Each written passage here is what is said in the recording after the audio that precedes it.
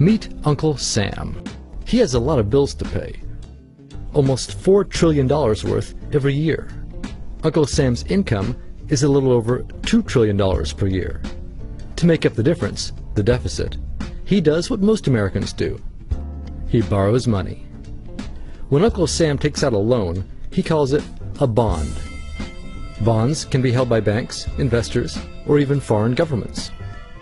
Uncle Sam has to promise to pay interest on these bonds, just as you do on any loan you take out. Ever think about paying your mortgage with your credit card? That's exactly what Uncle Sam does. He takes out new loans, new bonds, so that he can make payments on the old ones.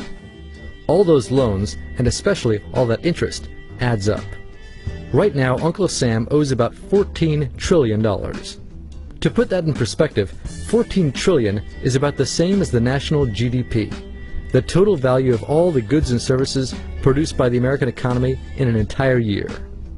It's such a huge amount of money that Uncle Sam is starting to run out of people to borrow from, and he's having trouble just paying the interest on his loans.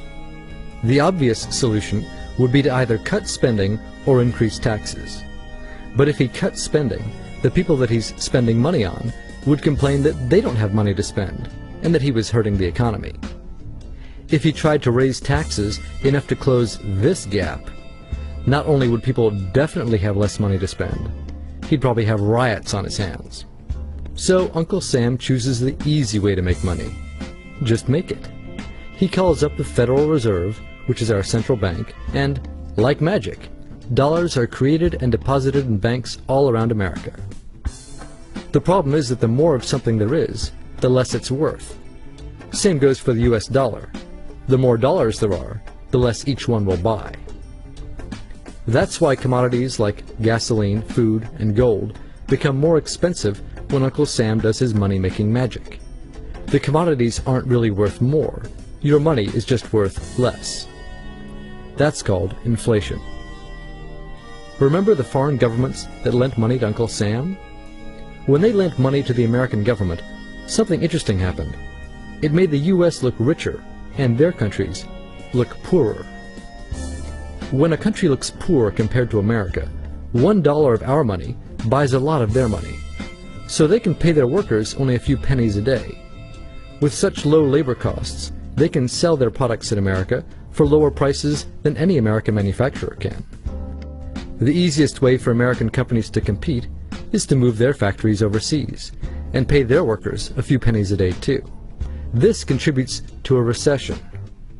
Americans lose their jobs, stop paying taxes, and start collecting government benefits like Medicaid and unemployment. This means that Uncle Sam has even less income and even more expenses.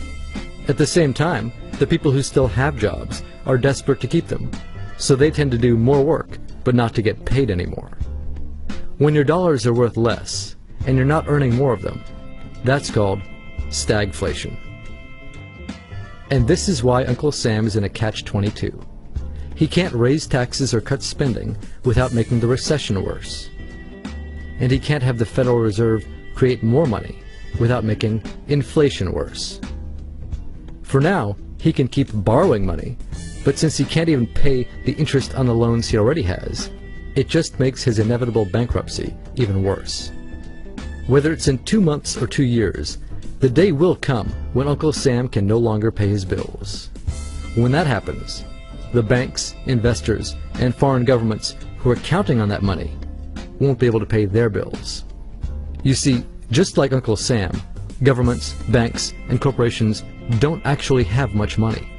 Mostly, all they have is debt to each other. If one link in the debt chain stops paying, defaults, the whole thing falls apart. If investors can't pay their bills, corporations won't be able to pay their employees. If banks can't pay their bills, you won't be able to take out a loan, use a credit card, or even withdraw your savings. If foreign governments can't pay their bills, their own banks and corporations will have the same problems. That's called a global economic collapse.